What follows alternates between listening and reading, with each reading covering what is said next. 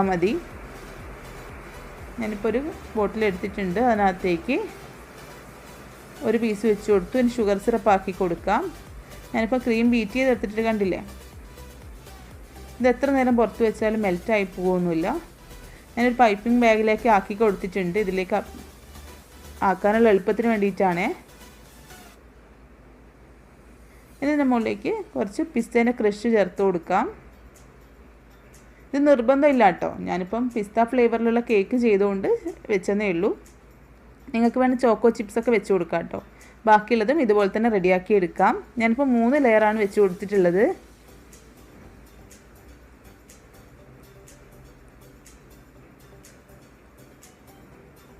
Nuts വേണമെങ്കിൽ cut ചെയ്ത് വെക്കാം, ചോക്കോ ചിപ്സ് വെക്കാം. അതൊക്കെ നിങ്ങളുടെ ഇഷ്ടത്തിനനുസരിച്ച് മാറ്റം വരുത്തിയാൽ മതി.